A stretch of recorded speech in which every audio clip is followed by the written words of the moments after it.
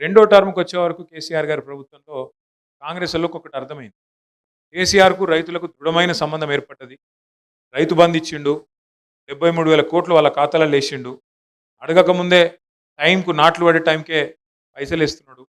రైతు బీమా తెచ్చిండు, నీళ్లు తెచ్చిండు.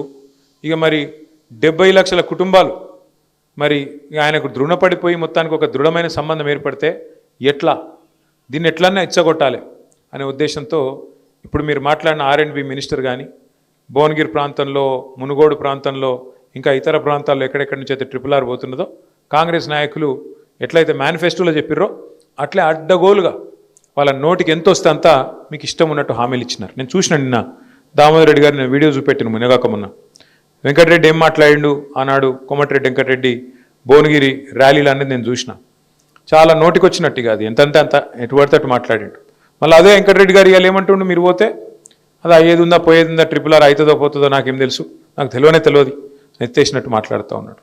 ప్రియాంక గాంధీ గారు అంటే ఇవాళ MP సోనియా గాంధీ గారి కుమార్తె, రాహుల్ గాంధీ గారి చెల్లె, ఆమె కూడా చెప్పింది కదా ఇక్కడికి వచ్చి, వాళ్ళు వీళ్ళు కాదు ఇలా కేంద్రంలో ఒక ముఖ్యమైన బాధ్యతలో ఉన్నవాళ్ళు, రాష్ట్రంలో ఉండే కాంగ్రెస్ పార్టీకి అధినాయకులుగా ఉండేవాళ్ళు, ఆమె కూడా చెప్పింది కదా మేము అవతలకి తీసుకుపోతాం, 40 కిలోమీటర్లు అవతలు తీసుకుపోతాం, అంతా ఒకటే పద్ధతిలో చేస్తాం, శాస్త్రీయంగా చేస్తాం అని చెప్పిండ్రు.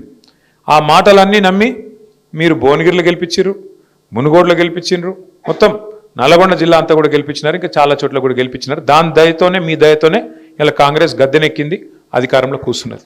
వాస్తవం మీరందరూ నల్గొండ జిల్లాలో గుద్దురు గుద్దితే మా అధికారం పోయింది, కాంగ్రెస్ వాళ్ళకి అధికారం వచ్చింది. ఇది వాస్తవం.